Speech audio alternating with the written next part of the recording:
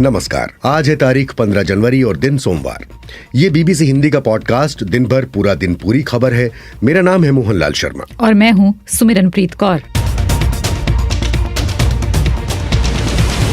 Israel Hamas जंग के 101 दिन पूरे। गजा की स्थितियां बेहद विनाशकारी। Every day that the conflict will go ahead, the more needs will grow. We're talking about health needs. The health situation is really difficult. अभी भी 136 बंधक हमास के कब्जे में। कैद में कैसे रखा जाता है बंधकों को। קית' ואני עברנו 13 מקומות. באחת הפעמים הורידו אותנו למנהרה חשוכה ומפחידה. मालदीव ने दी भारत को डेडलाइन, 14 मार्च तक हटे भारतीय सैनिक। मालदीव के लिए चीन की क्या है रणनीति। देखा जा रहा है कि मोइजो वहाँ गए थे और चीन से तो एक्सप्लिसिटली ऑफर्स आ रहे थे, लेकिन अगर आप इकोनॉमिकली देखेंगे तो चीन का जो इकोनॉमिक प्रेजेंस है वो लगातार बढ़ा है। वीकली स्पोर्ट्स राउंड अप भी होगा, लेकिन उससे पहले देश और दुनिया का हाल सुनिए सुमिरनप्रीत कौर से।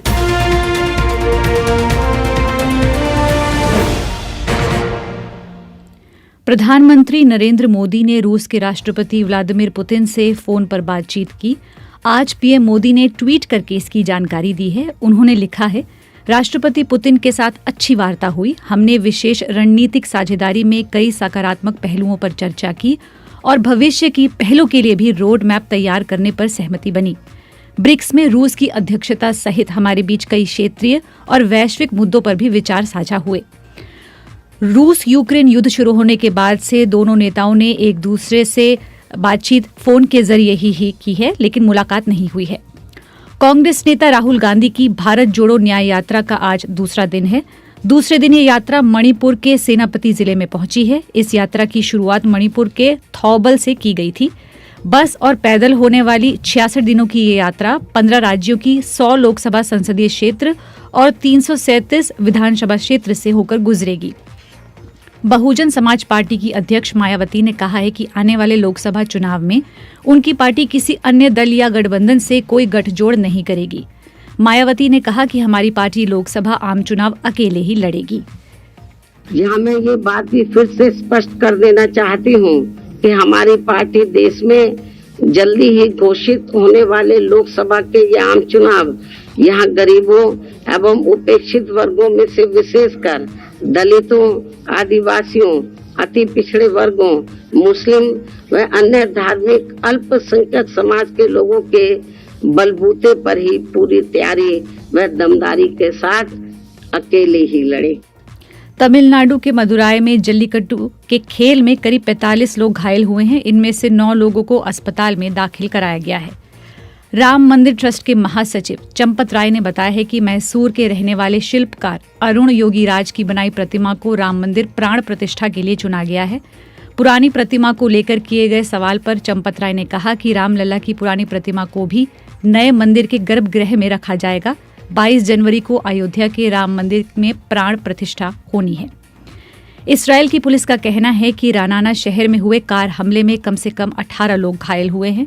हालांकि स्थानीय मीडिया की रिपोर्ट्स में घायलों में से एक महिला की मौत का दावा किया गया है। रिपोर्ट्स के मुताबिक स्वास्थ्य अधिकारियों के अनुसार गंभीर रूप से घायल महिला को अस्पताल लाया गया, लेकिन उनकी जान नहीं बचाई जा सकी। पुलिस ने कहा है कि पीड़ितों को कार से रौंदा गया और उन पर धारदार हथियार से हमले हुए। अधिकारियों के अनुसार इस हमले के लिए एक फलस्तीनी शख्स को हेब्रोन से गिरफ्तार किया गया है। अन्य संभावित हमलावर की तलाश के लिए इलाके में खोजबीन जारी है।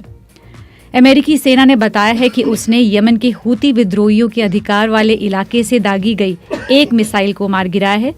अमेरिकी सेना के मुताबिक ये मिसाइल उसके एक युद्धपोत को निशाना बनाकर दागी गई थी। रिपोर्टों के मुताबिक एंटी शिप क्रूज मिसाइल लाल सागर में यूएसएस लाबून की ओर दागी गई थी। अंतर्राष्ट्रीय मुद्रा कोष ने अपने ताज़ा विश्लेषण में पाया है कि आर्टिफिशियल इंटेलिजेंस की वजह से आने वाले समय में 40% नौकरियों पर असर होगा। और शायर मुनव्वर राणा का रविवार को 71 ईयर्स की एज में निधन हो गया। वे बीमार थे और लखनऊ के Sanjay Gandhi post graduate institute of medical science में उनका इलाज चल रहा था।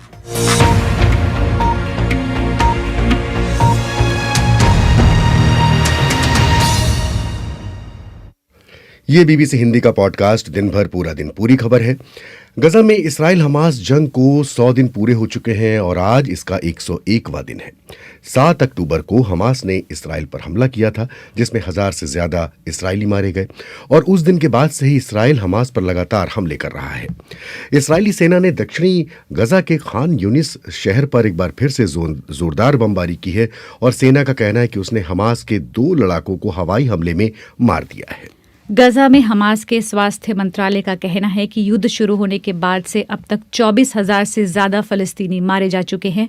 जैसे जैसे वक्त गुजर रहा है वैसे वैसे अकाल जैसे हालात बन रहे हैं, बीमारियां भी फैल रही हैं। युद्ध को 101 दिन पूरे हो चुके हैं। International federation of red cross and red crescent societies के प्रवक्ता टोमासो डेला लोंगा ने गजा की स्थिति को बेहद विनाशकारी बताया है।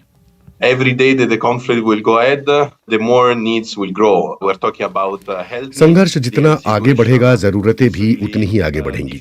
हम बात कर रहे हैं स्वास्थ्य से जुड़ी जरूरतों की। ये सब सचमुच कठिन है। उत्तरी गजा में तो अब स्वास्थ्य प्रणाली मौजूद ही नहीं है। दक्षिण में अगर कुछ बचा है तो वो भी बहुत सारी कठिनाइयों के साथ। खान यूनिस में हमारा अस्पताल है। हमारे सहकर्मी हमें बता रहे हैं कि ज़रूरतें बहुत ज़्यादा हैं, मरीज बहुत ज़्यादा हैं और हम सबको दवाएं उपलब्ध नहीं करा पा रहे। रफा में रह रहे विस्थापित फलस्तीनियों के लिए पिछले 100 दिन मुश्किल भरे रहे हैं। अला बखित कहते हैं कि गजा में अब कुछ बचा ही नहीं है।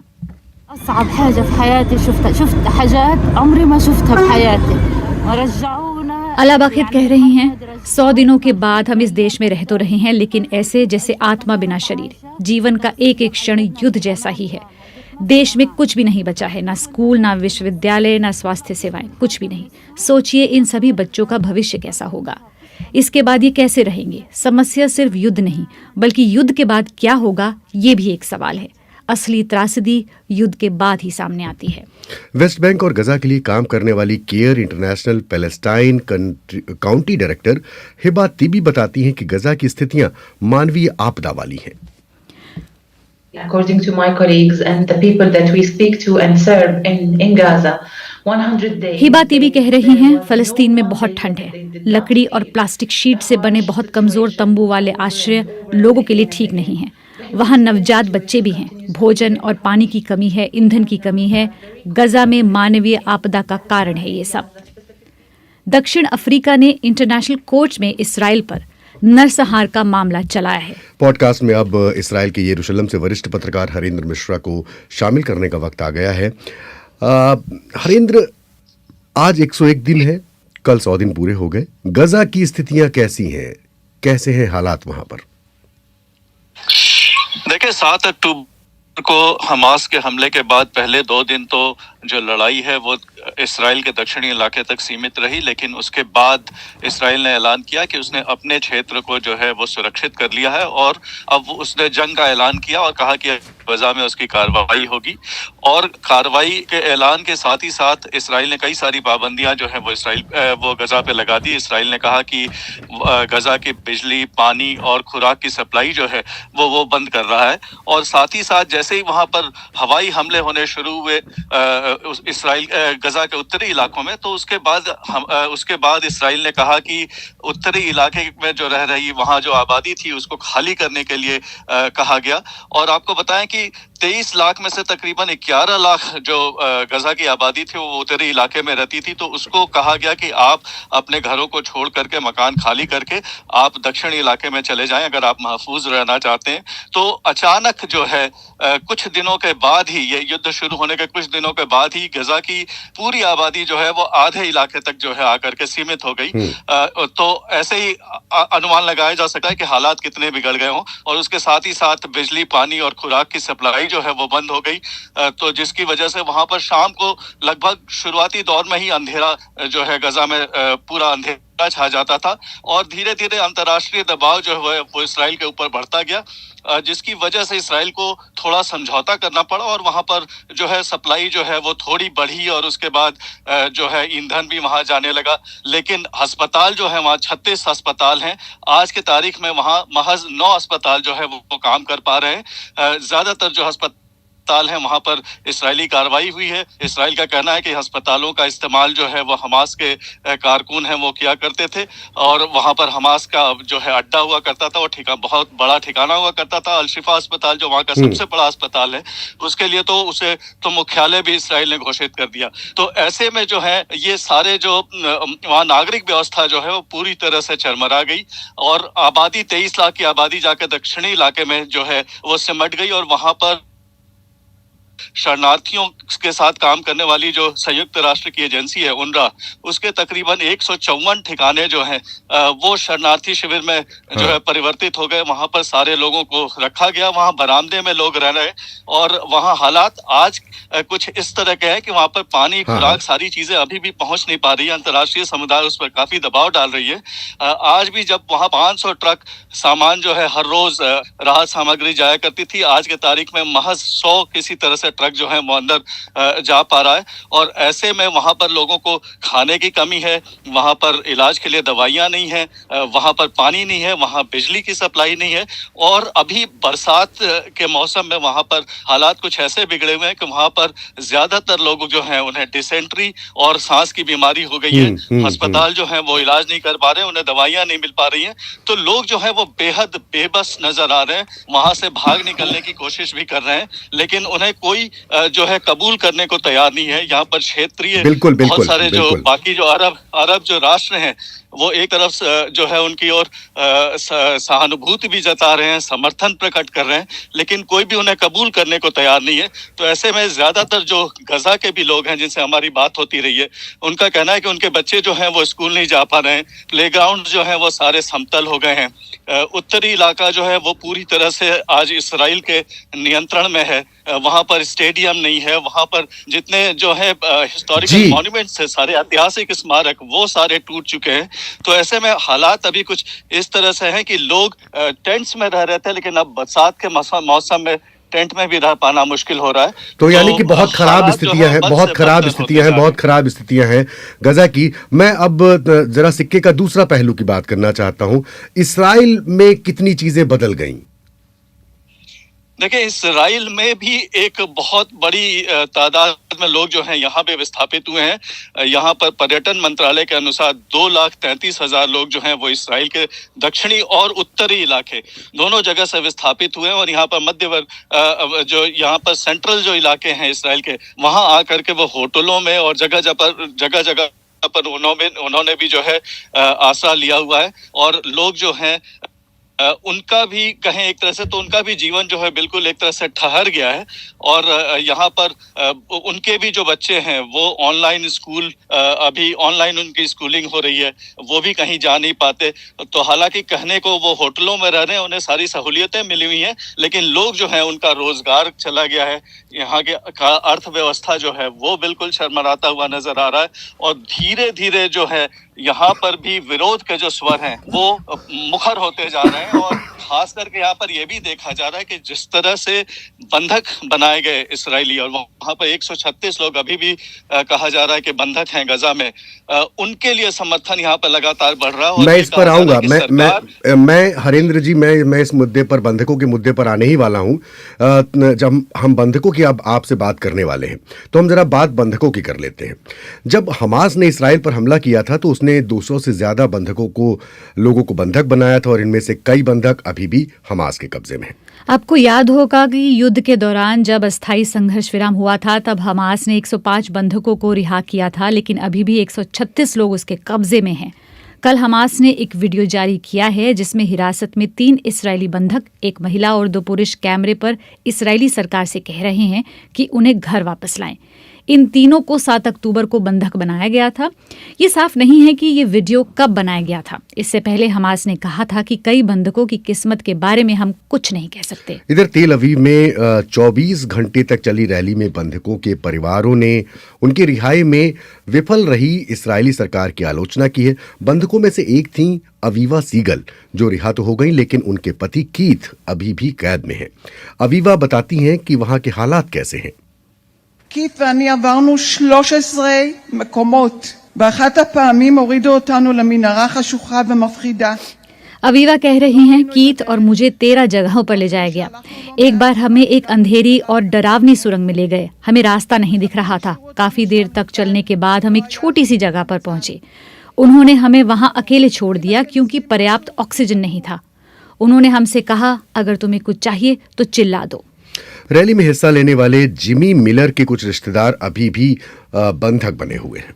Today it's 100 days that we are over here. It's unbelievable that 100 days are passed. यह अविश्वसनीय है कि 100 दिन बीत चुके हैं। हम सामान्य जिंदगी बिता रहे हैं, हम अच्छा खाते हैं, लेकिन वहां पर 136 लोग जेल में हैं, वो भी बिना भोजन के, बिना रोशनी के, बिना पानी के लोग रहते हैं। और कुछ चीजों के बारे में तो हम सोचना ही नहीं चाहते कि वो वहां पर महिलाओं के साथ क्या करते होंगे। हरेंद्र जी, वापस आपके पास लौट रहे हैं, और क्योंकि आप जिक्र कर रहे थे कि इस्राइल में किस तरह से प्रदर्शन जो है वो उनका सिलसिला चल रहा है, तो बंधकों की स्थितियां, आप ये समझिए कि 100 दिन पहले लगभग 250 बंधक जो है लोग बंधक थे, 100 आ गए, और अब दबाव कितना ज्यादा है। अब इस्राइल में प्रदर्शन और विरोध प्रदर्शन कितनी जगह पर बढ़ गए हैं।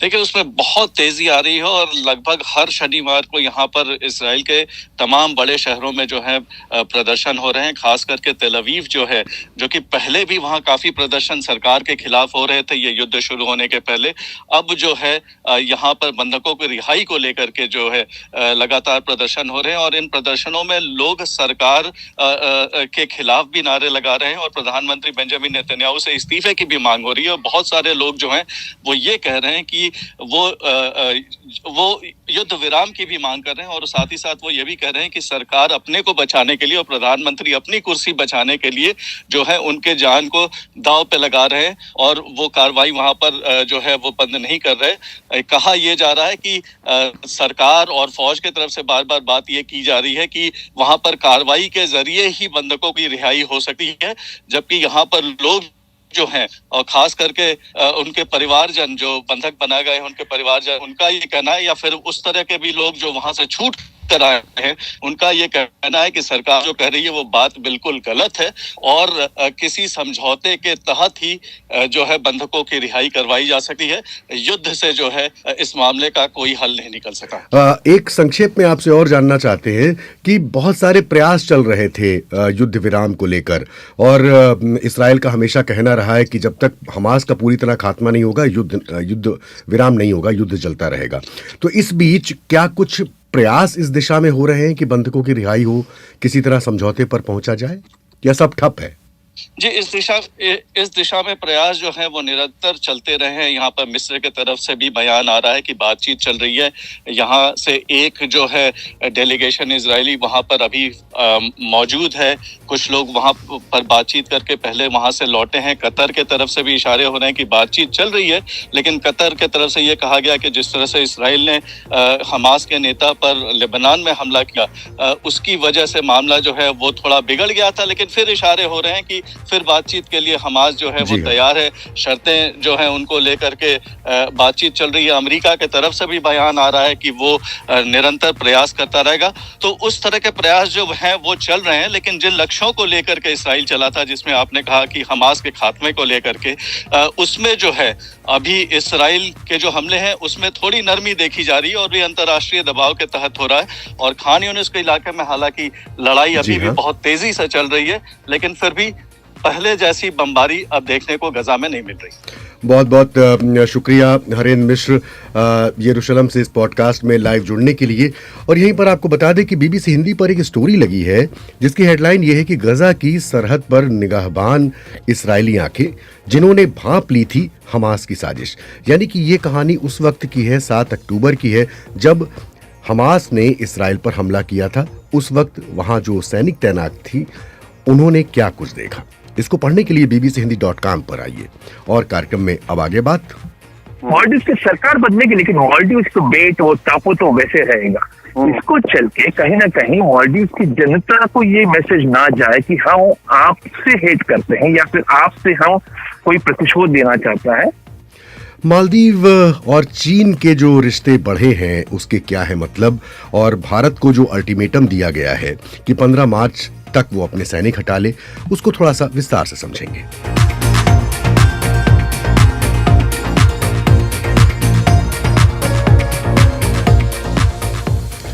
घनश्याम यादव लिख रहे हैं कि हमास ने निर्दोष इस्राएली लोगों को बंधक बनाया है और बेंयामिन नेतन्याहू निर्दोष फलस्तीनी जनता का नरसंहार कर रहे हैं।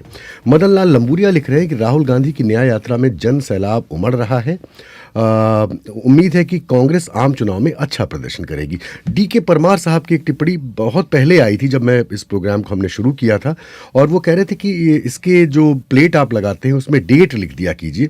हमारे पास बहुत कम शब्द होते हैं लिखने के लिए इस प्लेट पर, तो कोशिश करेंगे। हाँ, आपने एक अच्छी बात बताई है, तारीख डालने की कोशिश करेंगे और हो सकता है कि उससे प्रोग्राम्स को खोजने में भी आसानी हो। परमवीर रावत लिख रहे हैं कि मालदीव सरकार की ओर से जो बयान आए हैं उसमें संदेह नहीं कि उस बयान के राइटर चीन है। और जितेंद्र शर्मा का नाम मैं पहली बार शायद पढ़ रहा हूँ। रूस और यूक्रेन युद्ध का क्या हुआ, आज ही खबरों में हमने उसका जिक्र किया है। जी, अगर मैं बात करूँ यूट्यूब की तो लवली बीच चेयर्स हैं जो कह रहे हैं कि वो 30 साल से बीबीसी सुन रहे हैं। तौहीद अहमद है जो आपके स्वास्थ्य को लेकर बात कर रहे हैं। विजय दत्त हैं जो रूस यूक्रेन के युद्ध के बारे में बात कर रहे हैं और कह रहे हैं कि रूस यूक्रेन युद्ध है या इसराइल फलस्तीन युद्ध है तो अंतर्राष्ट्रीय समुदाय जो है वो अपंग क्यों पड़ा है और संयुक्त राष्ट्र क्यों नहीं कुछ कर रहा है। विनय पाठक की आखिरी टिप्पणी ले रहा हूँ कि इसराइल का मकसद है हमास का समूल नाश और वो उसे किसी भी कीमत पर पूरा करना चाहता है। आप सुन रहे हैं बीबीसी हिंदी का पॉडकास्ट दिन भर, पूरा दिन, पूरी खबर।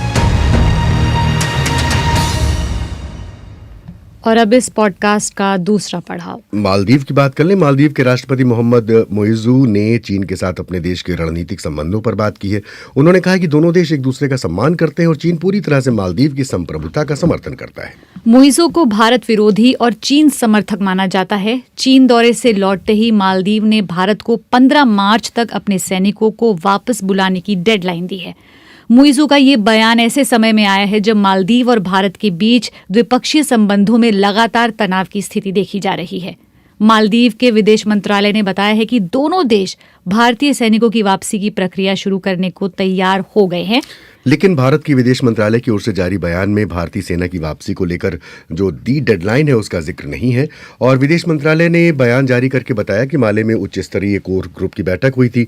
इस बैठक में दोनों देशों के आपसी संबंध और सहयोग बढ़ाने पर बात हुई।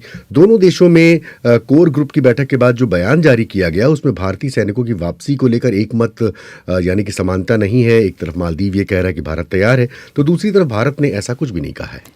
मालदीव में मोइजू की सरकार की ओर से भारत को ये डेडलाइन ऐसे वक्त में दी गई है जब दोनों देशों के बीच दूरियां बढ़ी हैं और भारत के साथ रिश्तों में बड़ी तनातनी के बीच मालदीव के नए राष्ट्रपति मोहम्मद मोइजू ने चीन दौरे के दौरान 20 समझौतों पर दस्तखत किए। मोइजू का बीजिंग जाकर अपने चीन समर्थक रुख को पुख्ता करने की पीछे क्या रणनीति है? क्या मोइजू ऐसा करके मालदीव को मजबूत बनाएंगे या फिर वो अपने देश को चीन के आगे पूरी तरह से समर्पित कर देंगे? इन सवालों का जवाब जानने के लिए यानी कि विश्लेषण के लिए बीबीसी संवाददाता दीपक मंडल ने जेएनयू में स्कूल ऑफ इंटरनेशनल स्टडीज के सेंटर फॉर ईस्टर्न स्टडीज में एसोसिएट प्रोफेसर अरविंद येलुरी से बात की। जाहिर सी बात है कि चीन का पिछले 3 या 4 साल से ये प्रयत्न रहा है हमेशा कि वो किसी तरीके से हिंद महासागर में अपना प्रभाव है वो दबाए, मतलब ज्यादा बड़ा है। ऊपर से तो देखा जा रहा है कि मोइजू वहां गए थे और चीन से तो एक्सप्लिसिटली ऑफर्स आ रहे थे, लेकिन अगर आप इकोनॉमिकली देखेंगे तो चीन का जो इकोनॉमिक प्रेजेंस है वो लगातार बड़ा है। मोइजू के आने के पहले से ही बहुत से जो इंफ्रास्ट्रक्चर प्रोजेक्ट्स है या फिर जो नए रिसोर्ट्स हैं, ये नए रिसोर्ट्स है चीनियों ने 2017-18 में इन्वेस्ट करना शुरू किया था और उसको उन्होंने लगातार शुरू किया और कोविड के टाइम पे उसको कंटिन्यू किया। मोइजू के आने के बाद ये हुआ कि उसको पॉलिटिकल एंगल आ गया क्योंकि अभी रिसोर्ट का वहां जाना, और ये देखिएगा कि जो बहुत सारे रिसोर्ट कंपनियां हैं और रिसोर्ट कंपनी को जो पैसा मिलता है वो चीनी बैंकों से मिलता है, वो प्राइवेट पैसा नहीं है। चीनी कंपनियां शेयर मार्केट में से पैसा नहीं जमा करती हैं, वो स्टेट बैंकों से पैसा जमा करती है। स्टेट बैंकों से पैसा जमा करना मतलब स्टेट कैपिटल। तो ये सरकार का जो पैसा है ये पब्लिक फंड है। पब्लिक फंड 17-18 से लगातार चीन से मालदीव में आता रहा है। मोइजू के आने के बाद कहीं ना कहीं उस पर मुहर लगी कि ऐसा पैसा अभी लीगल तरीके से आ सकता है, ऐसा तरीका भी कॉन्ट्रैक्ट से या फिर समझौतों के तरीके से आ सकता है। जो गैर कानूनी जो पैसा आ चुका है मालदीव में उस पर सर्टेनिटी आ जाती है, मतलब ये सही बात है, ये कोई गलत बात नहीं, ये पहला सर्टेनिटी है। तो अभी चीज समझने वाली ये थे कि जो पैसा इनफॉर्मली आ रहा था मॉलडीव्स में चीन की तरफ से, उसको अभी स्टेट की तरफ से पैसा आएगा और स्टेट की तरफ से पैसा आने के बाद कहीं ना कहीं लिटिगेशन होगा तो मॉलडीव्स को उसको झेलना पड़ेगा। तो सबसे देखने वाली बात यह है जो कोई नहीं समझता है कि अभी स्टेट या फिर चाइनीज सरकार जो है वो पूरे तरीके से अभी मैदान में आ चुकी है 20 समझौतों की तरफ से। अभी तक वो नहीं आ रही थी और समझौतों का ये भी एक इम्पोर्टेंस है कि जब समझौता होता है तो मॉलडीव्स कहीं ना कहीं चीन की शर्तों को मान लेता है। अभी मॉलडीव्स की सरकार नहीं मान रही थी, मॉलडीव्स के जो रिसोर्ट थे, मॉलडीव्स के जो पार्टनर्स थे वो मान रहे थे। तो अभी पूरे एक्सप्लिसिटली मॉलडीव सरकार ने चीन की शर्तों को मान लिया है। अभी तक ये हो रहा था कि जो छोटे मोटे उद्योगी थे, जो व्यापारी थे, वो लिटिगेशंस में आते थे, वो उनका उत्तरदायित्व बनता था कि वो पैसे जो लिए हैं या फिर जो भी कर्जा लिया उसको चुकाए, लेकिन अभी उसका उत्तरदायित्व है मॉलडीव की सरकार पे पड़ा हुआ है। तो ये उत्तरदायित्व का जो ट्रांजिशन है बहुत डेंजरस ट्रांजिशन है और ये सबसे इम्पोर्टेंट चीज हमें देखने वाली तो ये है। दूसरा पहलू जो है, जयशंकर जी ने स्टेटमेंट किया है कि ऊपर नीचे होता रहता है। देखिएगा, एक चीज समझने वाली बात है कि कितना भी एंट मॉलडीव्स दिखाए या फिर कितनी भी एंट चीन दिखाए, समझने वाली बात है जो वाजपेयी जी ने कहा था कि हम अपने मित्र बदल सकते हैं लेकिन अपने नेबर्स नहीं बदल सकते हैं। ये सबसे इम्पोर्टेंट वाली बात है। मॉलडीव्स कहीं जाने वाला नहीं है। अगले 20, 25, 30 साल तक जो भी भारत की हिंद महासागर में जो भी स्ट्रैटेजी होगी या फिर जो अरब समुद्र में स्ट्रैटेजी होगी या फिर लार्ज करके ब्लू इकोनॉमी में या फिर ओशन में लेके जो स्ट्रैटेजी होगी उसमें मॉलडीव्स का कहीं ना कहीं स्टेक है। मॉलडीव्स की सरकार बदलेगी लेकिन मॉलडीव्स को बेट वो टापू तो वैसे रहेगा। इसको चल के कहीं ना कहीं मॉलडीव्स की जनता को ये मैसेज ना जाए कि हम आपसे हेट करते हैं या फिर आपसे हम कोई प्रतिशोध देना चाहता है, उसको कहीं ना कहीं डाइल्यूट करने के लिए वो जयशंकर ने स्टेटमेंट किया है कि फॉरेन पॉलिसी परमानेंट फेज नहीं है, ये इम्परमानेंट फेज है, ये बदलता ऊपर नीचे होता रहता है। इसका मतलब ये नहीं कि you can change the neighbours. तो ये थे सवालों का जवाब देते हुए जवाहरलाल नेहरू यूनिवर्सिटी के professor Arvind Yelery, associate professor Arvind Yelery, जिनसे बात कर रहे थे दीपक मंडल। और अब कार्यक्रम में वक्त है वीकली स्पोर्ट्स राउंडअप का।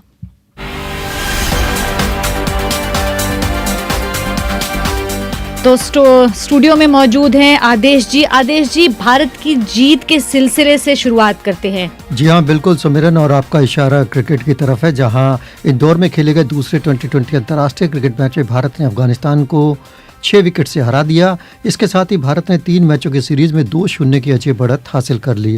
कल टॉस भारत के कप्तान रोहित शर्मा ने जीता और अफगानिस्तान को पहले बल्लेबाजी की दावत दी। अफगानिस्तान की टीम ने 20 ओवर में 172 रनों जैसा अच्छा खासा स्कोर बनाया। गुलबदीन नईब ने 57, नजमुल्लाह जादरान ने 23, करीम जन्नत ने 20 और मुजीबुर रहमान ने 21 रन बनाए। अर्शदीप सिंह ने 32 रन देकर 3 विकेट हासिल किए। रवि बिश्नोई ने 39 रन देकर 2, अक्षर पटेल ने 4 ओवर में केवल 17 रन देकर 2 विकेट हासिल किए।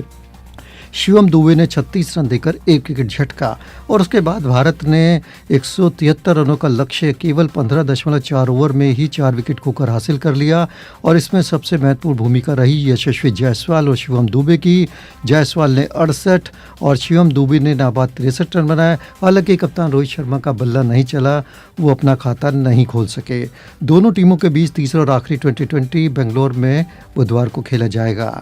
लेकिन बैडमिंटन के कोर्ट पर भारत के सात्विक साईराज रंकीरेड्डी और चिराग शेट्टी की जोड़ी मलेशिया ओपन बैडमिंटन टूर्नामेंट के फाइनल में चीन के लियांग वेइकेई और वांग चांग की जोड़ी से 21-9, 18-21, 17-21 से हार गई। वहीं रांची में खेले जा रहे महिला हॉकी ओलंपिक क्वालिफायर में कल भारतीय महिला हॉकी टीम ने न्यूजीलैंड को 3-1 से पराजित किया। हालांकि इससे पहले भारतीय टीम अमेरिका से 1-0 से हार गई थी। अब भारत का अगला मुकाबला इटली से होगा।